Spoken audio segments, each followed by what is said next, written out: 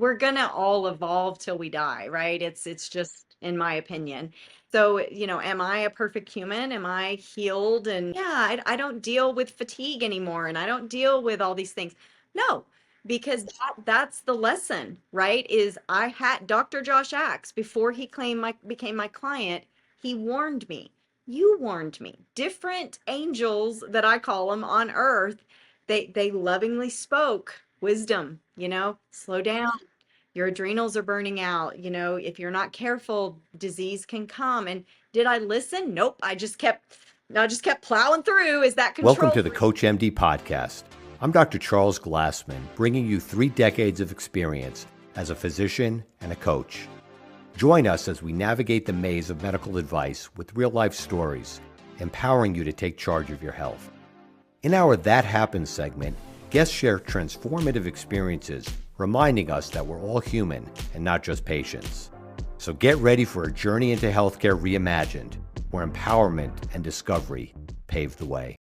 Hey, it's Dr. Charles Glassman, aka Coach MD. In my over 30 years of medical practice, I've made it my goal to help people create strong minds, healthy bodies, and unshakable spirits. And those are the kind of people that I like to have on my program, the Coach MD podcast, to share their personal journeys. And today's guest is very dear to my heart. Lisa Kelly is a former top corporate executive who rose to success in the telecom industry, generating over $10 million in revenue and 100% client retention in a single year. She went on to co-found a global marketing agency, helping build major brands like Dr. Josh Axe. Beneath her professional achievements, Lisa's journey has been shaped by childhood trauma, burnout, and autoimmune illness, an inner reckoning that led her toward healing, purpose, and the empowerment of others. She now shares that passion through her work in branding, speaking, and transformational retreats like Awaken Your Authentic Self, held in Bear Lake, Idaho, this September 25th to 28th. Lisa and I met over 10 years ago. Now, wow, it's hard to believe that, at a program called CEO Space. And Lisa was one of the top speakers at that conference, talking about branding and how people can develop their own personal brand so they can share with the world just what they're doing with their business, personally, corporate, and just to make the world a better place. So, Lisa, thank you so much for taking the time and coming on the Coach MD podcast today. Thank you so much for having me. It has been a while, hasn't it, since we Yes. first met? Yes. Oh my goodness. I Yeah. remember a specific time where I was super, super sick, and Yes. you came to my suite and supported me. Yeah.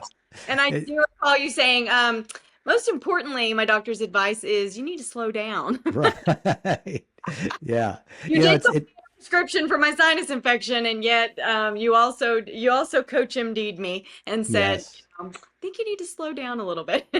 Yeah. You know, it's kind of like that moment of reckoning for doctors. You know, if you're on an airplane and somebody, the flight attendant says, "Is there a doctor there?" Or you're at a show, a Broadway show or something, and someone comes out of the curtain. Is there a doctor in the house or something? It was like at CEO Space. Is there a Yes, doctor that we need somebody to help?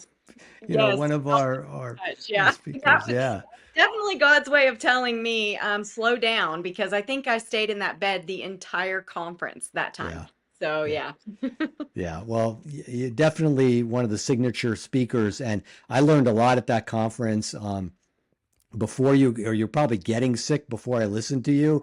It was a great presentation before you got sick, so I know you were fighting it, but it definitely helped me. And Lisa and Carlos really helped me in my practice, developing real professional videos, really showing what I did as a doctor and talking to my patients, and really helped me out a lot. And so I really have a lot of gratitude to you and your husband Carlos's work.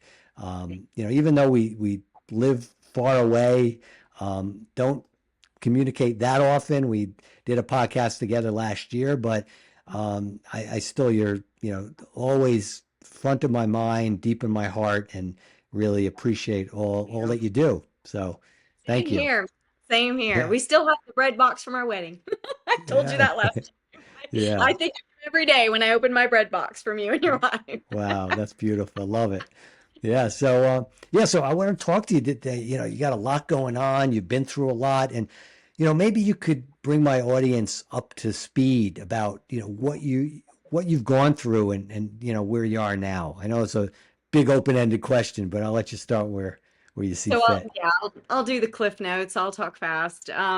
So um, yeah, my journey began as an only child, and came from parents who, unbeknownst to them, now that I understand, right, have codependency, had passive aggressive behaviors, just had a lot of unresolved issues themselves, right? Like most humans do. And so they bring a child into the world not knowing. And at an early age, I went through, a mother who just was in her own pain. And here she had this kid. My dad took off to Oklahoma to work. And so I was a lot. I was a strong-willed child, and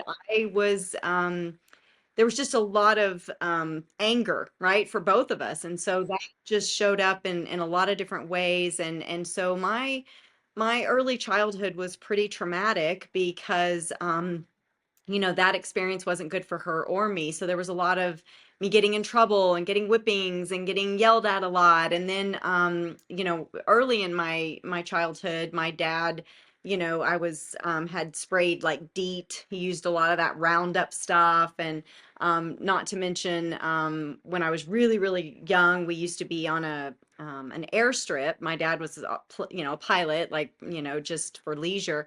So that contributed to when I was like 5 or 6 years old, I fell down the stairs and um, apparently I got seizures, and so I think it was the combination of just that Yeah. pollution, just now understanding, right, the toxicity of all that.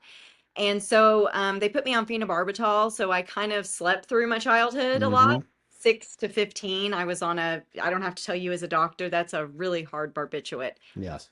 So, just, childhood just kind of filled with a lot of abandonment, rejection from the father, inadvertently from the mother, a lot of rage, all those things kind of coming at me. And so, now I look back and I go, wow, that little girl was a warrior, like she survived it. Yeah. Wow. What does she do? She goes into corporate America and says, I'm going to show my parents, I'm going to show them how successful I can be. And she worked her 20s away. Mm. 60-hour weeks doing multi-million dollar deals and being a really big deal in her mind. And, of course, I don't know if you know a lot about, corporate sales, but regardless of how well you do, it's, oh, you made a $2 million quota. Next year it's 3 million. And there was never an end to like that, that whatever I'm chasing. And so, in my early 30s, is when we kind of started our agency, and that too was just, speaking all over the world actually, and about branding and marketing strategies and the successes we were having. And meanwhile, behind closed doors, Carlos and I, it was wrecking our marriage because I was this corporate CEO, like it's got to be my way, and there was no real space for him as my partner. And so soon thereafter, around 2012, 2013, actually right after we kind of got to know each other, um, and I actually remember having a phone call with you about your book, and I had brought in someone, and it wasn't working out. And I remember hanging up from that phone call from you, and I literally fell on my bed and was just exhausted. And that's not against you. It was just you know what I mean? It was like the universe, God was trying to tell me, like, this isn't it. Like, slow down, because that response to trauma that I saw as success all those years was really just wreaking havoc on my health. Mm. And it wasn't a few months later I was diagnosed with an autoimmune disease called Hashimoto, which, to know anything about that is just to know that it shows up in lots of different ways for many people. But for me, it took me out for about 6 months. I, Yeah. honest to goodness, rested for 6 months. So that was over, what is that, 12 years ago, and I've been on this healing journey really ever since. And so yeah, that's the backstory. So I'll Yeah. Well, see where you go. Yeah, well, right. The the backstory is one that we adults, never really talk about or never really want to address. And um, I've just seen in my years of practice and personally how our childhood has such a profound influence on our behavior as adults. And I wrote Brain Drain, talking about that. I share with you now that I'm working on a manuscript, which the working title now is Fear is a Liar. Ooh. And it's developing more of what I talked about in Brain Drain. But what I see, in our conversation today is how you are now not holding back Mhm. on sharing your deep personal story. And what I'm going to do, and what I'm writing about now, Fear is a Liar, is I'm not holding back on the influence of what I call the automatic brain in childhood, the development of that, Mhm. and the difference between that and our mind, our God given gifts, our divine nature. I'm not holding back on the connection of that standing in the way of our experience of God and our understanding of that higher power, that monotheistic creator, if you will, that I deeply believe in. And I'm not holding back on that. It's out there. I've held back on it in the past, um, because I felt I might alienate people with the conversation of that. But that's who I am. That's what I believe in, and how our childhood traumas, and many people will say, well, look, my upbringing was dysfunctional, but it wasn't traumatic. But I have news for you. Even the dysfunctional is Mhm. traumatic in the body and spirit of a child, because that's all a child knows, and our nervous system is developing during childhood. And the more profound the experience, the more profound the reaction is going to be, and the more deeply it's going to be embedded into our adulthood. So, the fact that you're just announcing it, not only to the world, but to yourself, that this, and acknowledging that this has made such a profound impact on your, not only your behavior and how you dealt with people, but your physical health. And, you know, thank you, for doing that. That's, Yeah, right. yeah.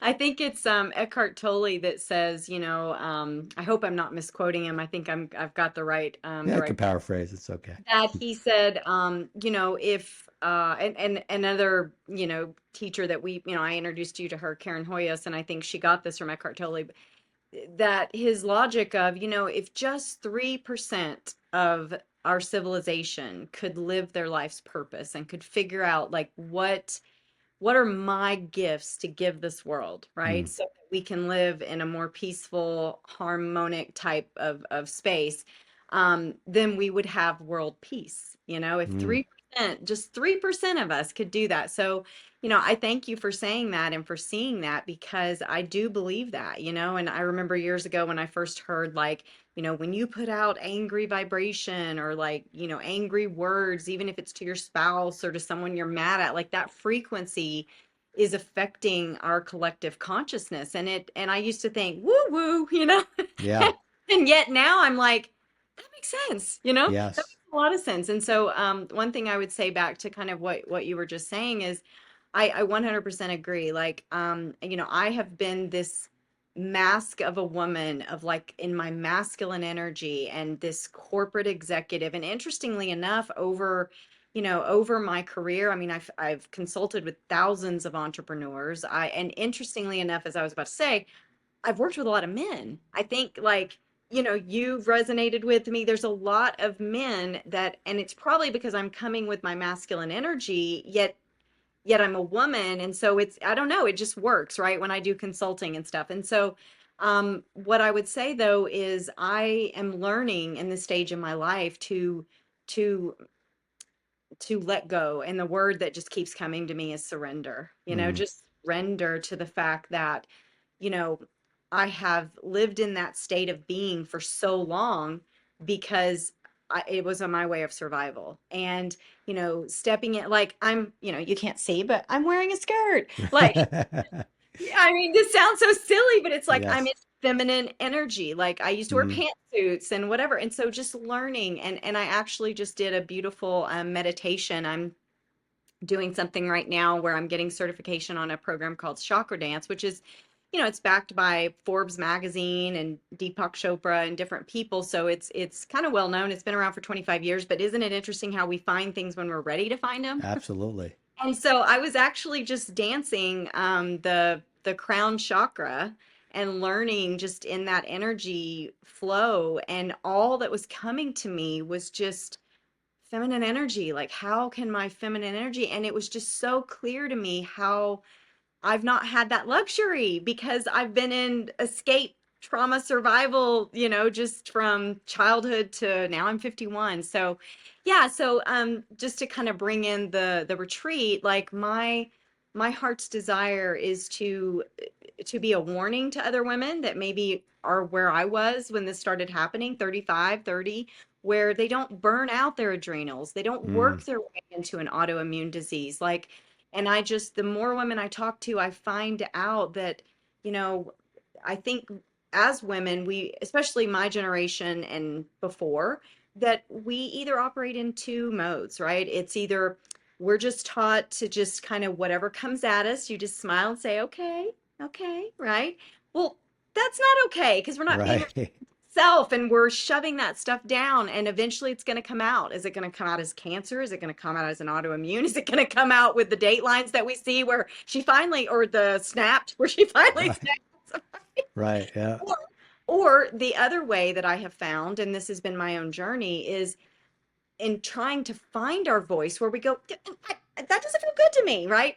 But does it come out as rage? Does it come out as hurt? Does it come out as that in between anger? And so I think the way that this chakra dance lady says it, and I love it, is, we are here to sing our soul's song to the world. Mm, And my soul song to the world is very clear right now, and that is to teach other women and to let my journey be an example and a warning of, you can speak your truth in love, right? So let's get together, let's get to work, let's look at our boundaries, let's look at where maybe we've abandoned parts of ourselves, and we don't have self-love, we don't have self-awareness, right? So that we can restore this being that is here, and then hopefully, pass that around to those of us around us. So it's my yeah. second retreat, so I'm real excited about it.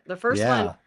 The first one was so cool because, like, all these different women walked away, and I said, I just want you to find one area of your life that you'd like to take your power back, And there was 11 women, and 9 of them had massive change, whether it Wow. was quitting their job or telling their husband we're selling this business or ending a relationship. Or one mother was like, I have had it. My daughters don't respect me, and I am going to set my boundaries. And a year later, when I checked in with her, she's like, oh, Lisa, it changed our whole relationship. They were able to explain to me that I didn't stand up for them, and that's why Mm, they were so angry. And we went to counseling. We have a beautiful relationship. So that's my heart's desire. So yeah, yeah. thanks for letting me share that. Yes.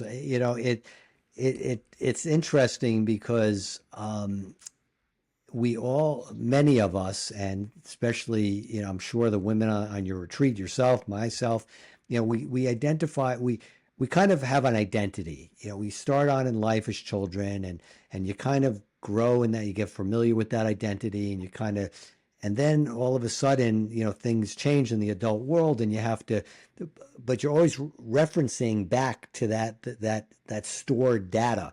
And Yeah. our brains really stop storing data. And when I say stop storing data, I mean data that's going to hurt us. So our brain is constantly, from birth to around adolescence, maybe 15, our brain is accumulating data of things in the world that might hurt us. And that's to protect us, from danger, threats, vulnerabilities, and it's storing that, and that becomes our reference point they're forward. And unfortunately, that's in a child's brain. It's interpreted as a child would interpret it. And we often just start, we're reacting, but we're in an adult body, but we're Right. really acting like children, and we're making decisions childlike, and we're fighting, and we're fleeing, and we're arguing, and we're not making those decisions that serve us as adults in our adult relationships. And what I see a retreat like yours is doing is it's identifying that, it's breaking it down so it doesn't become a block and obstruction to understanding what we're really, our God given gifts, our divine nature, which I've called all along the mind, which is different from that brain, the automatic brain. A lot of times when we say the mind body connection, it's really the automatic primitive animal brain connection that drives those illnesses that you're talking about. And what I see a retreat like yours doing, breaking that down so you can gain access to kind of the God consciousness, the language of God. So when I talk about God and then somebody else talks about the universe, or they talk about their religion, and that's that, and it could only be that way. Well, everyone does, what they don't realize is that when you talk like that, you're talking the same language, because the God consciousness, the language of God, is that mind, is spoken through that divine connection. And the dances that you're doing, that's opening up the door to that connection, to Mhm. that ability to understand and to hear that quiet voice. And so when I see somebody having the breakthroughs that you're talking about and being able to do necessary things in their life that is holding them back, I see someone who is acting in accordance to those gifts, which is an assertive behavior rather than an aggressive behavior, rather than a Yeah. passive It- behavior, but yeah, it's or being yeah. assertive. Mhm. Whereas aggression is the fight, passivity is the flight. Passive aggressive is really fight. People Mhm. talk about paralysis, but that's really when you're fighting and fleeing at the same time. Okay. Or fawn, the fawn, which you described as someone saying, oh, that's okay. But that's really passive. So I Yeah. see something that you're doing as unleashing, opening up the ability for women to be assertive. Yeah, and the way I love the way you say that, and the way I've been languaging it, that which is it's the same thing, it's just saying it in a different Absolutely. way, is helping women reclaim their voice. And that even that was part of my journey, right? I mean, I was being trained professionally to sing as a child, sexually assaulted at 15, kind Mm. of shut that part of me down.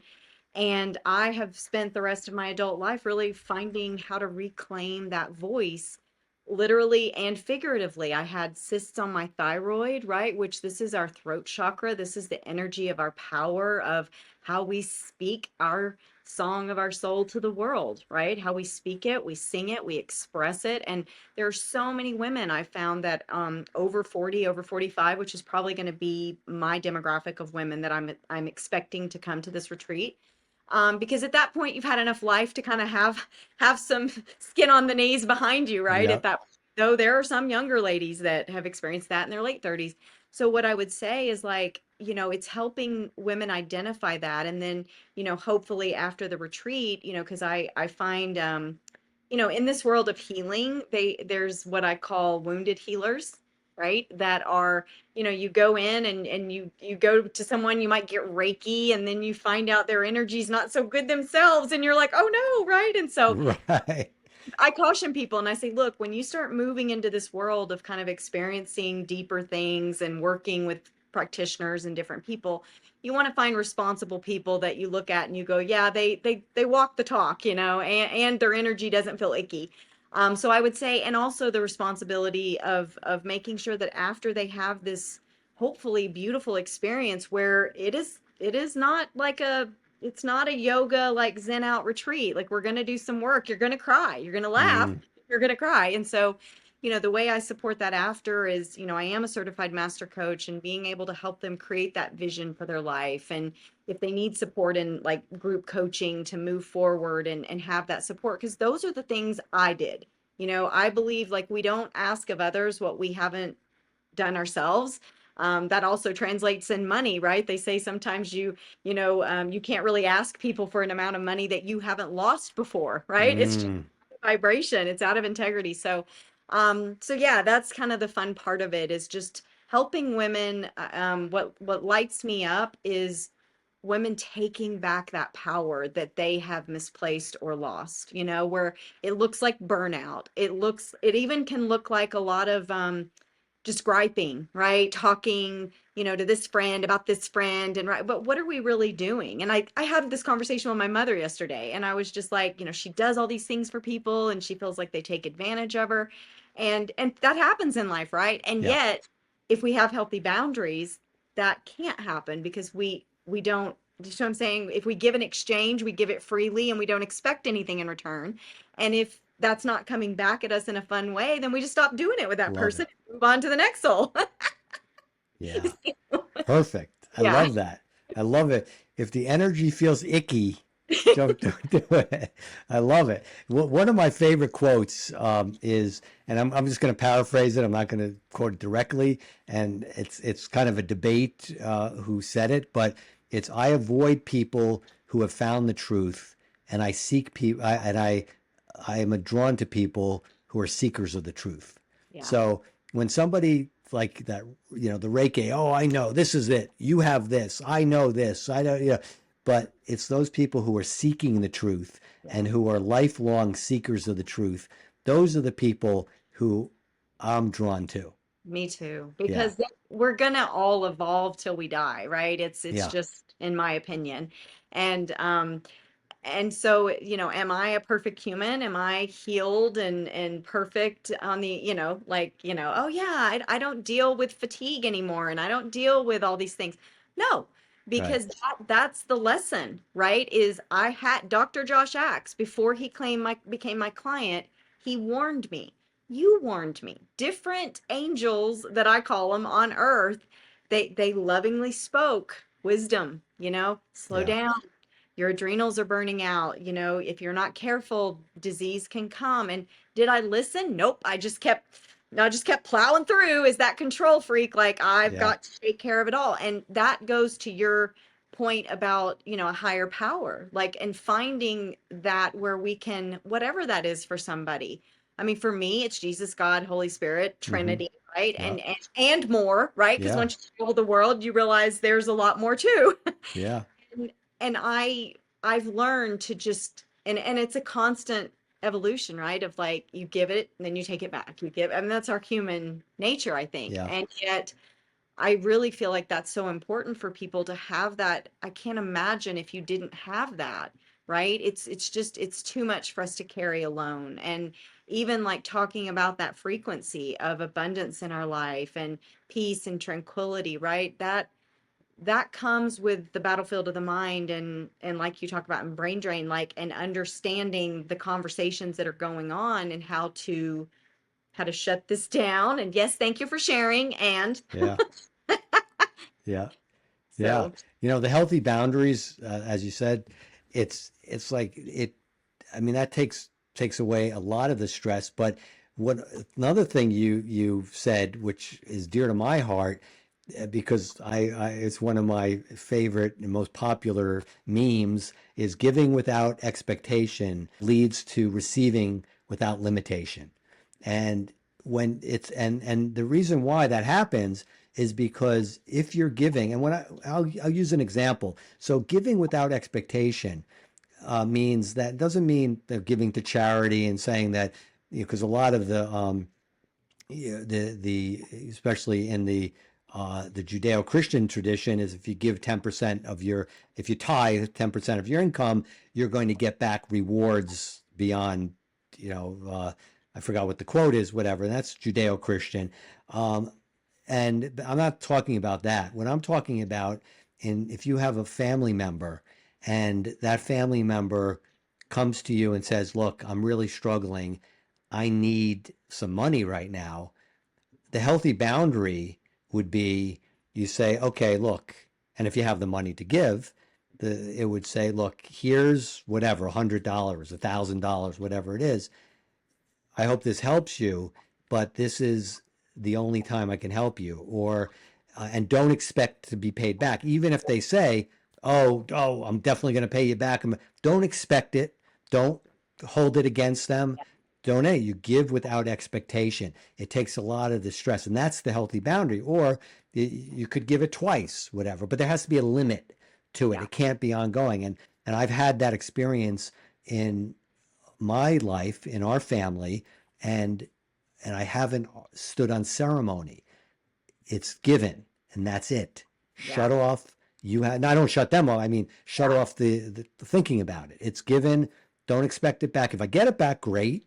But I don't even want somebody to say that to me, that they promise to give it back, because I know life is difficult, Yep. and I don't want that to be a stress on them. I love that you say that because Carlos, my husband, he that's his logic. And I can remember when we had this conversation yesterday, ironically. So you Wow. and him, same thing. And Yes. the way he said it is I remember when a family member and a friend asked me, could I borrow money? And he Mm, said, "No, you can't borrow money. I'm going to give this to you, right? And I'm going to give it without any expectations.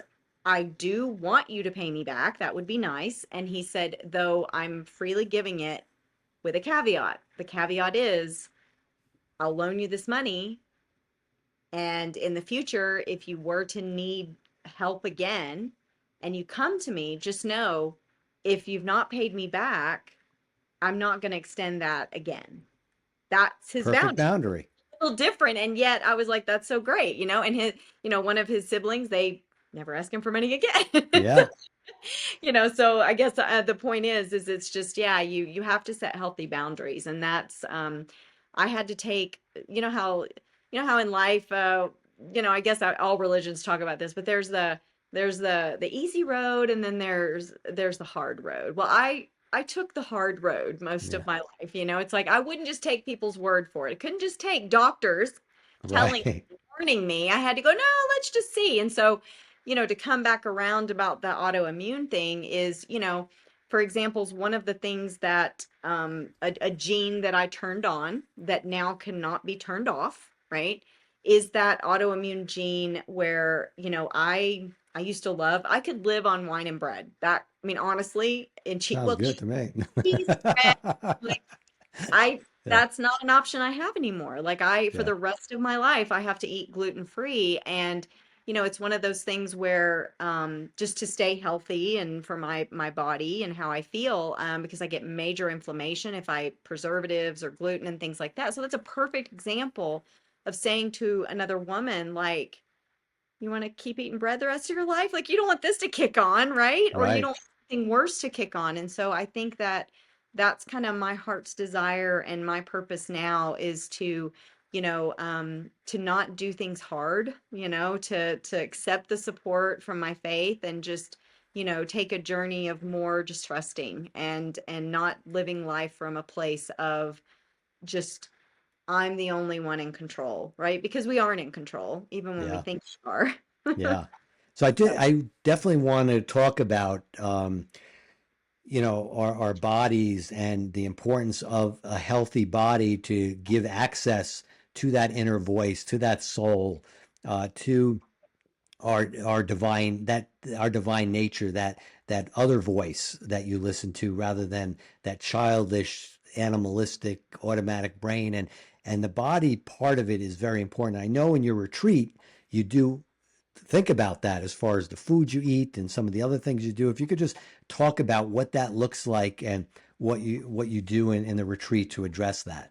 thank you. Yeah. So one of the things that we're going to be doing is we're going to have a session. I'm going to have she's a healthy chef. I mean, she's here in Utah. She's kind of a celebrity. She goes on all these different shows and different places, and she's really just teaching about, like, educating people about just even at that basic level of, she did a cute little thing yesterday of going to a place called Aubergine here where, they use real olive oil and they don't use some of these other things. And so I love that about her. And so as our retreat, she's going to be preparing all of our meals.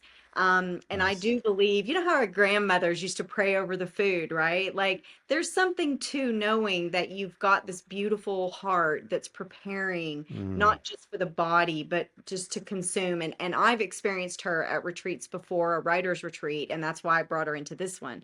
And so we're actually going to do so everything that is being prepared, it's just got that.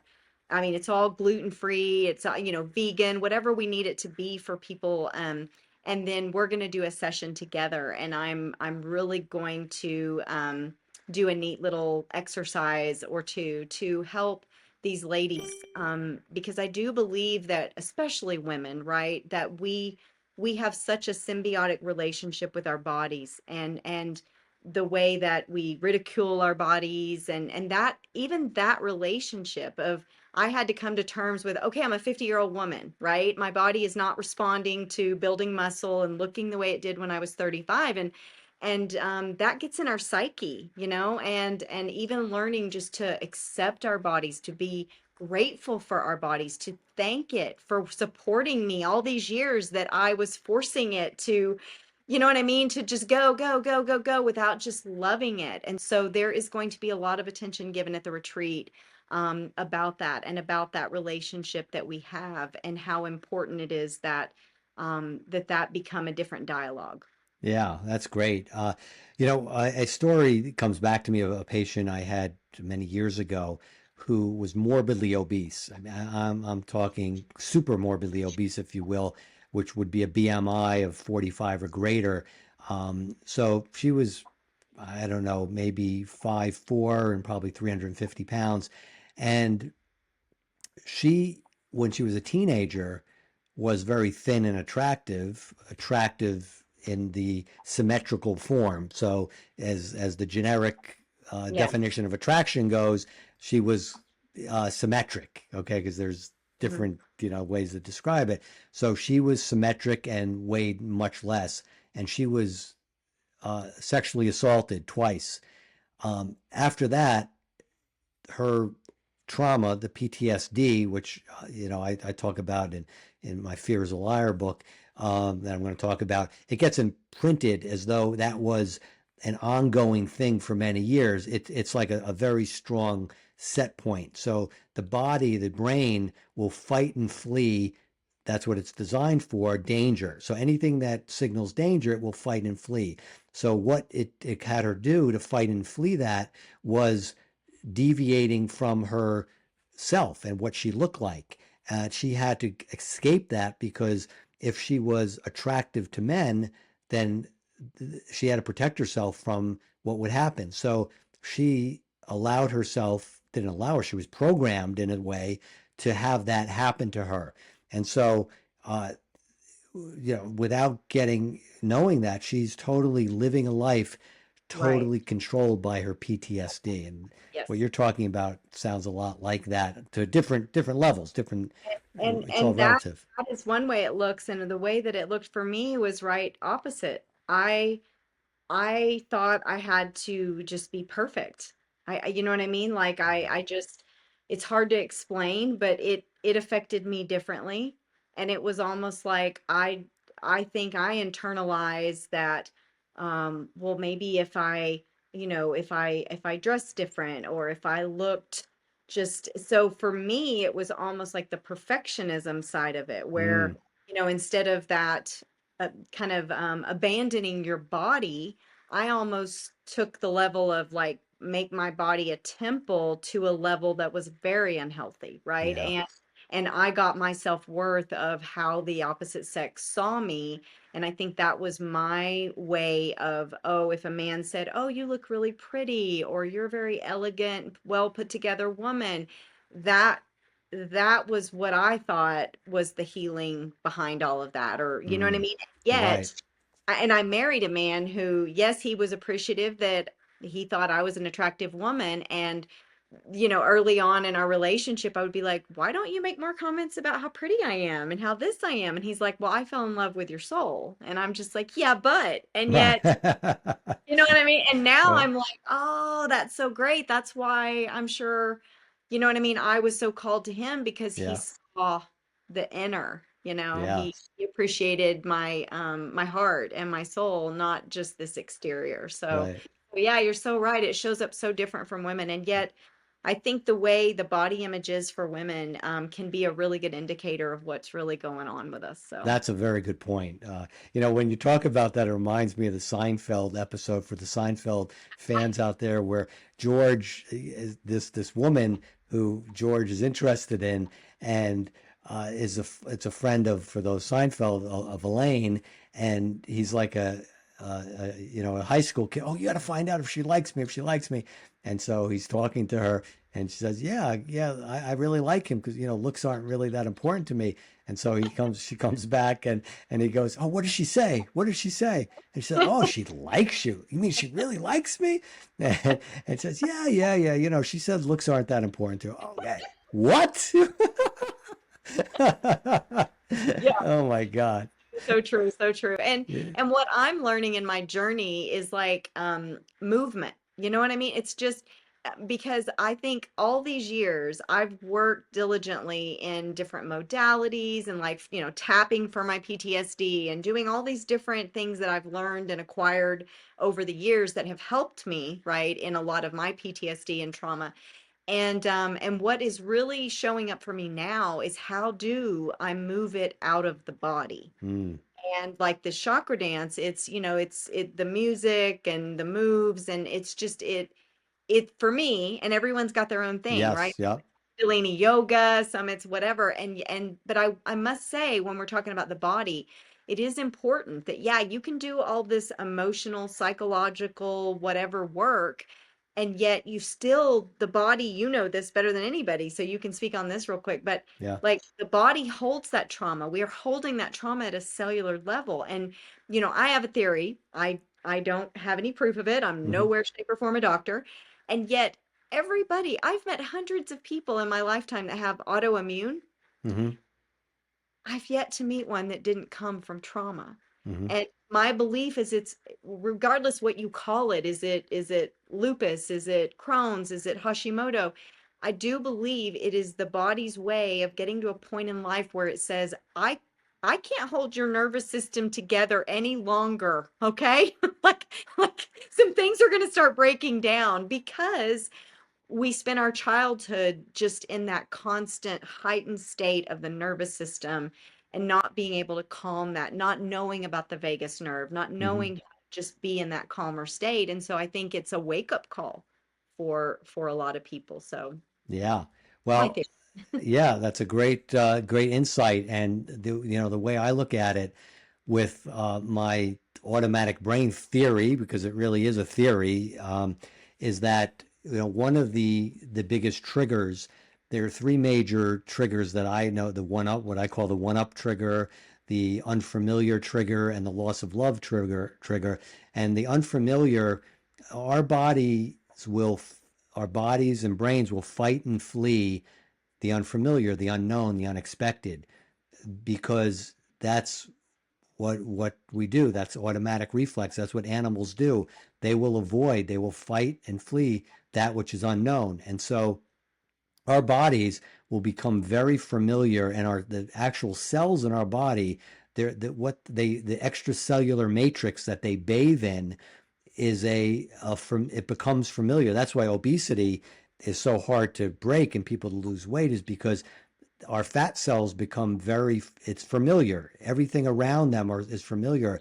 And sometimes you have to kind of shock it out to get to break that pattern, because the body will continually, every time the body changes a little bit, it's changing that environment, that what it bathes in. And the automatic reflex is to fight that back to the familiar. And so whatever it Homeostasis, needs to do, right? I'm sorry? I said homeostasis, right? That Yes, space it in which is. you get It paralyzed. is.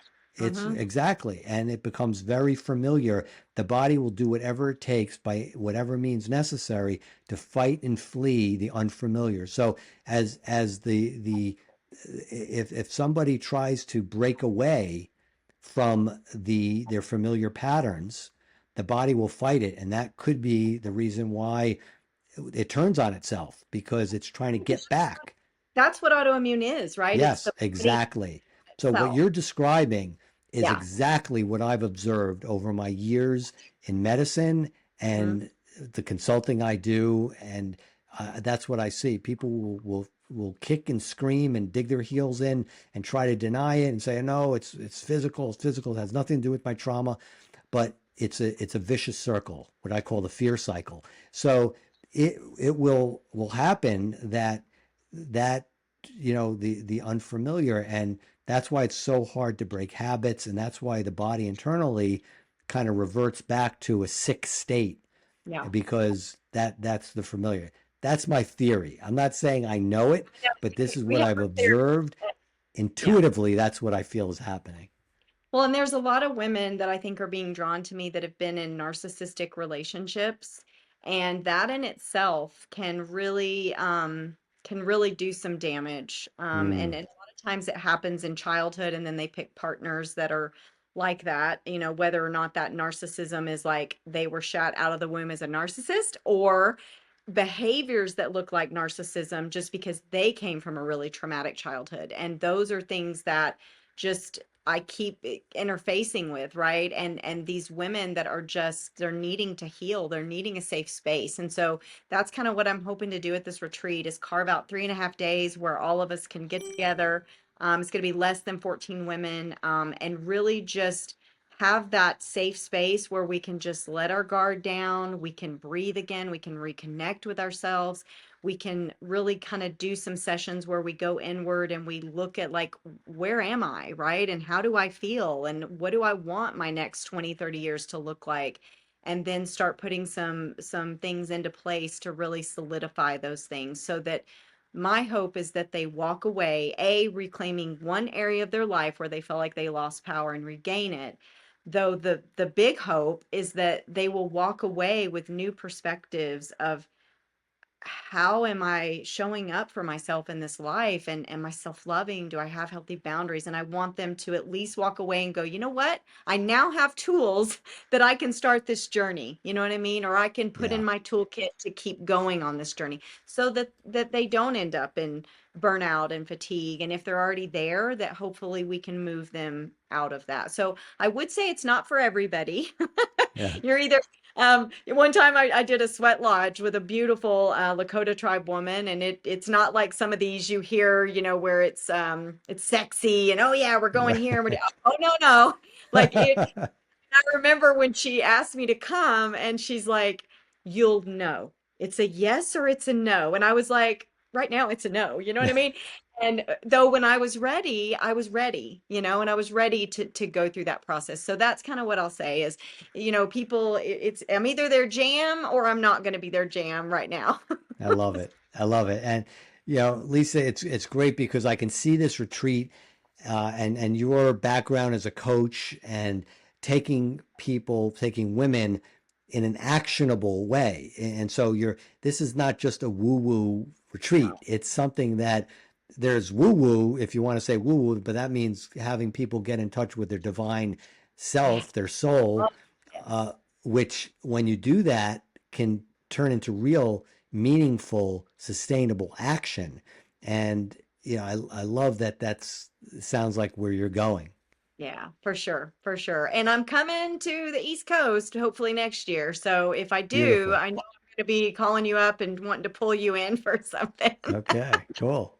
Well, yeah, Yeah. Lisa, as usual, it's been a pleasure talking with you again, and definitely want to have Carlos on the Coach MD podcast at some point.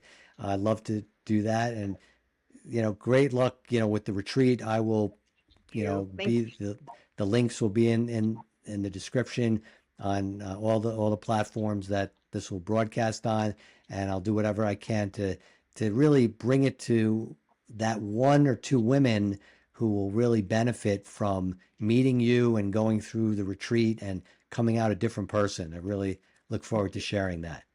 Thank Yeah, you for having me. Thank you sure. so much. Good to be Yeah, with and you. until next time, thanks everyone for joining me. I'm Dr. Charles, aka Coach MD, urging you to stay strong in mind, in body, and right here in soul. Bye for now.